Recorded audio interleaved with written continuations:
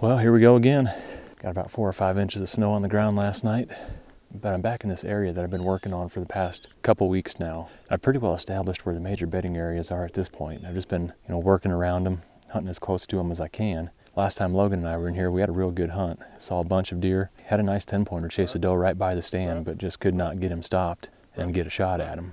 On that hunt, we had a south-southeast wind, so I was hunting on the north end of that bedding area. And today the wind is northwest, shifting to west by this evening. So I'm going to hunt on the south end of that same bedding area.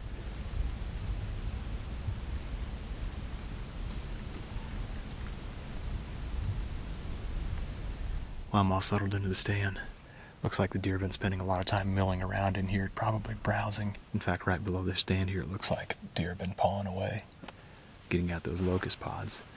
So if you have them in your area, it's definitely something to pay attention to. So I'm looking forward to seeing what moves through here tonight. Everybody else is off gun hunting in Wisconsin or back home with family. So I'm going to be flying solo here for the next few days.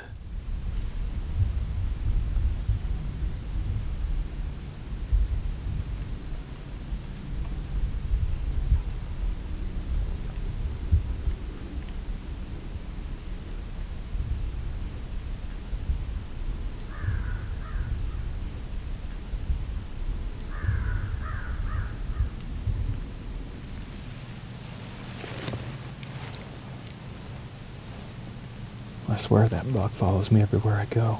I think that's the third time that I've seen that deer. First time was when Jake and I were hanging stands, and the other time Ted and I were hunting together, and we actually called that buck to the base of the tree, turned broadside, and Ted got hung up in his tether and couldn't get a shot off before the buck bolted. And now that I think about it, I actually saw that buck the first time I hunted here as well. Saw him at about 200 yards, he had a doe. So he's a mover. But anyways, earlier I was talking about these locust pods, how deer love to feed on them. And that's exactly what that buck was doing. Fed on pods for 2 or 3 minutes and then just worked his way off. So far so good with the wind. It's light, but steady. Just blowing right down this ditch. And there's another doe popping out right now.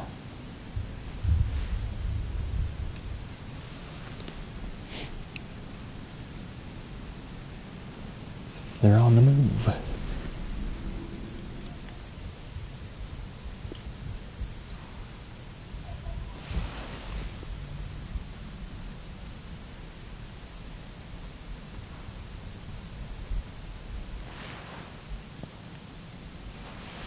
I'm liking the fact that most of the deer have done the same exact thing so far. That fawn and 2 does, and now these 2 yearling bucks are basically taking the same trail up out of this ditch. So that may give me something to key in on tomorrow.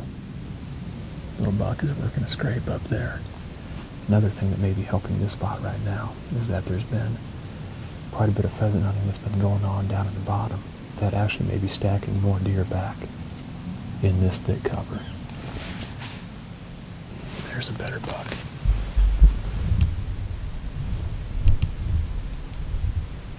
Looks like a nice 9 or 10 pointer. Big dark forehead.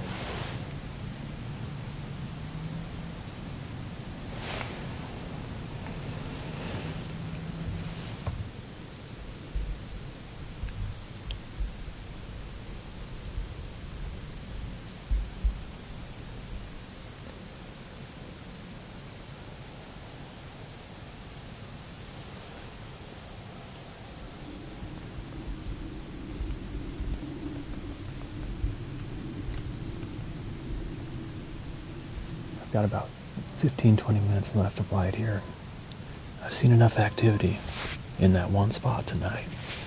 All those deer coming out on that same trail and hitting those scrapes. I need to find a way to get back in here tomorrow. Whether it be for the morning or afternoon, I'd like to come in here and hunt all day, but I think the wind is supposed to be out of the southwest, which should be blowing back up into where all those deer have been coming from.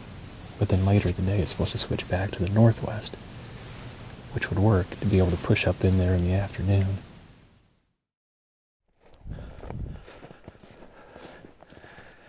Well, I'm heading back out this afternoon. I think I'm going to move in another 50 to 75 yards and get closer to where I was seeing all those deer moving last night. I got about a mile walk back in. See you in the tree.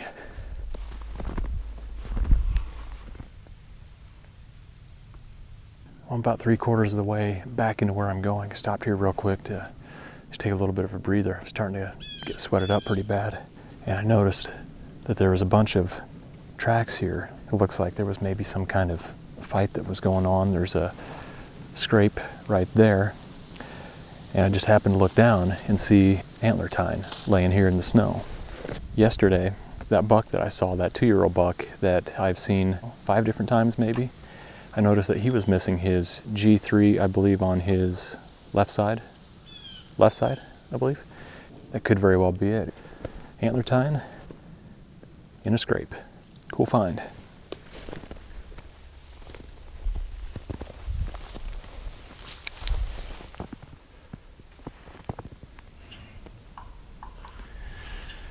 Well, I'm settled into the stand for the evening.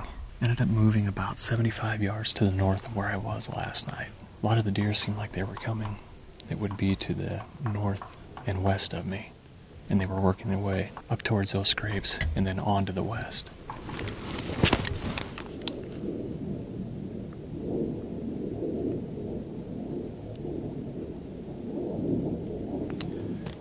The deer started moving through and the blue jays started fussing.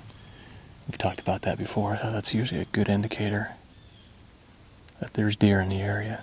There's more blue jays fussing back to the north of me, and I wouldn't doubt that there's more deer. They're getting up and starting to work their way out of the bedding area. And I was able to get the stand up in this line of maple trees, and actually I got a lot of really good cover around me. And in this opening right here, there's trails, all kinds of trails that come together where they cross this little ditch. And there's trails that run north-south as well. I mean, this is a little hub back in here. Oh, there's a buck making a rub right there.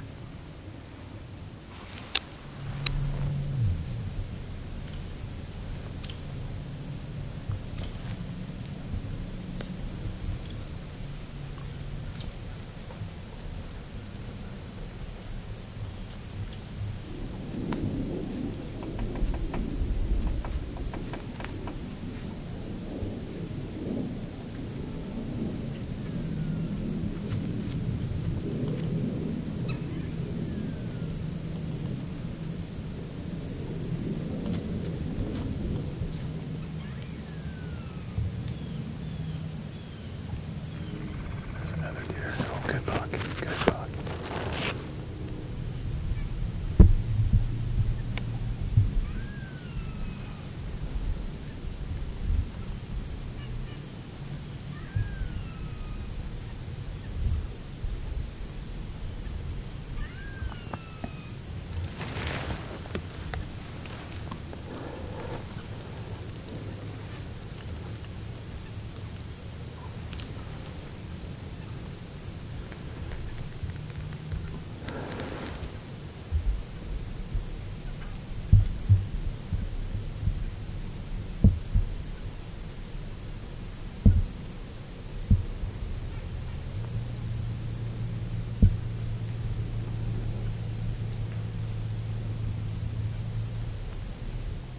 That was a real nice buck right there.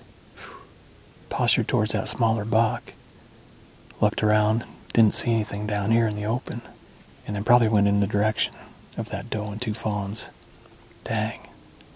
60 yards. And there's another deer right there. Another small buck.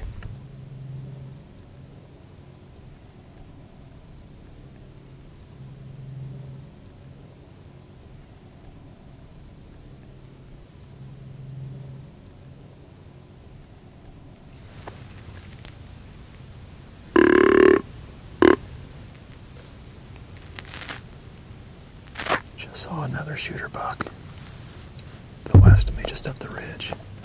He's in a lot of thick cover right now, so I grunted real quick just to hopefully pull him down here. It looked like he was angling away. Big bodied, dark antlered buck, massive rack. There he is. Nope, that's a different buck. There's the bigger one.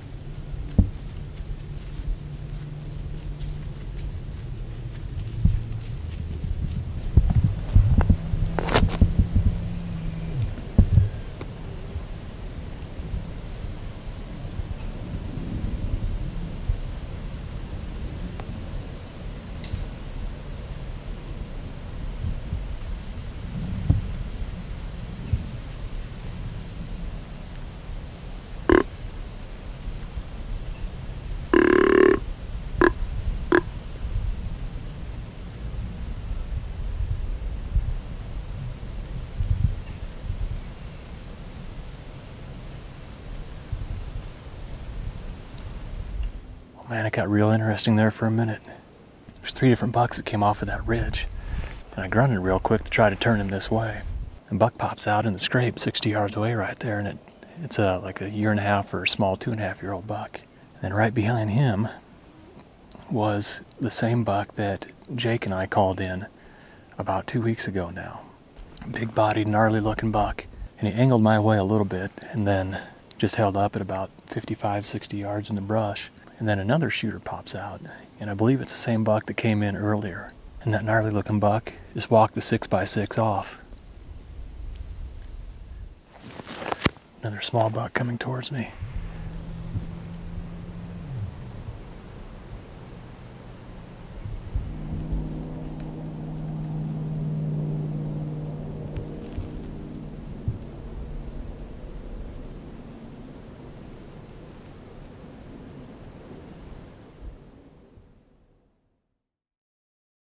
Well, close calls has definitely been the story of my season. And in the last couple weeks of November, I had a lot of good encounters focusing on hunting as close to bedding areas as I could. And I think one of the keys to doing that is being able to bounce around and be mobile. Never hunted the same tree twice. About a week later on the 28th, Ted and I went in and hunted the north side of that bedding area on a southeast wind and had an encounter with a mature 8-pointer. And once again, he only got as close as about 35 to 40 yards, never had a good opening to shoot, and watched him chase a couple does off. And that was the end of November for me. Had a lot of good encounters that way, but I just never seemed to pick the perfect tree. Either deer would get by with having too much brush in the way, or they were just out of range. Just didn't end up getting the high percentage shot that I was looking for. But I'm not done yet. I'm excited to get a gun in my hands and level the playing field a little bit. But up next, we're excited to bring you a hunt from our friend Paul Marshall, who moved from Illinois to Iowa this last year. He took a new job. He's got a lot of big life changes going on right now. Hasn't been hunting as much as he normally does, but he was able to find some time to get out to hunt during this latest snowstorm. And as you'll see, he had a really good hunt sitting right in the middle of a bedding area.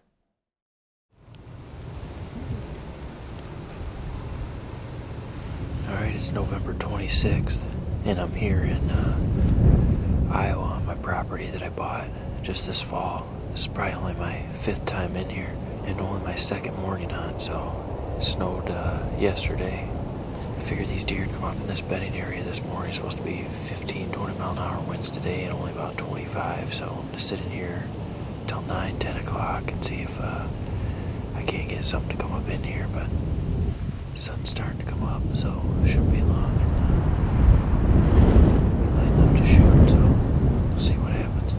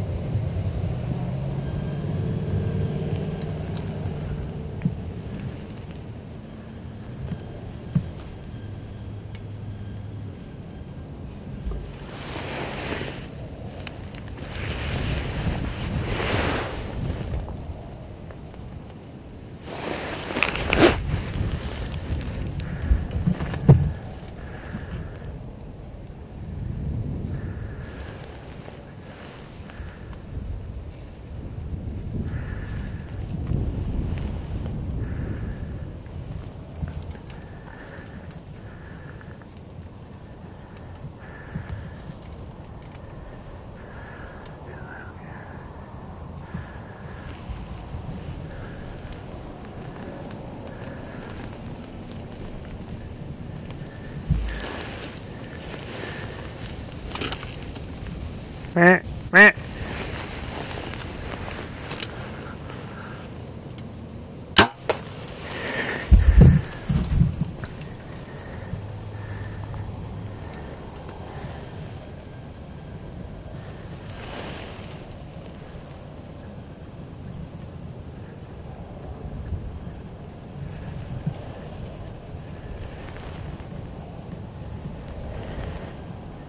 He's down, dude. I'll be darned. It's 7:50 and the deer starting to pile in here, and I just shot my first buck on my own property. My wife encouraged me. She's like, just get out there. You're not going to kill a deer laying in bed in the morning. You might as well go out. So I did. And I got an awesome buck down. I just shot him 20 yards. I saw him come down right over here. Hopefully the video was good. Whew, I'm shaking now, man. I am shaking now. Well, I guess there's no reason to wait around to get down. I saw him go down, so I'm pretty excited about it. I've always dreamed about shooting a buck on my own property, and my wife and I bought this 30 acres here this fall, and I'm pretty excited, man. It just shows you how fast your season can change, and this is always a good time of year to go hunting. I think, you know, it's about a month after the rut gets going, and any doe that didn't get bred or take the first time usually comes back into heat about a month later, and sure enough, I had these 3 does come in. Right after them, here comes a big doe, and right behind her was this big buck. And I actually got another buck coming right now, so that doe's probably in heat. It paid off for me today. I'm pretty stoked. Let's go take a look at him. I have to climb down here.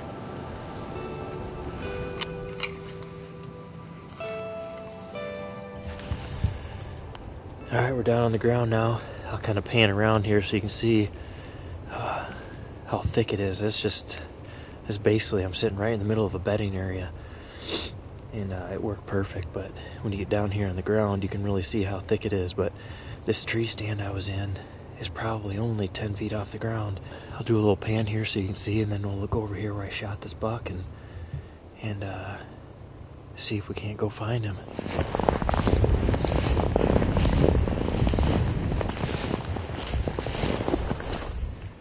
Found the arrow. Looks pretty good. Took me a few minutes to find it, but you can see buck was standing right here in my tree stand. I was standing right there. It's about 22 yards. Right in that double tree right there, about 10 feet off the ground. Worked perfect.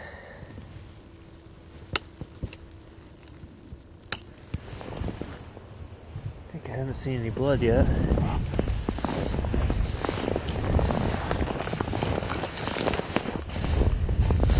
There we go. Coming on him. He didn't go. Man, guys, he didn't even go 40 yards. There he is.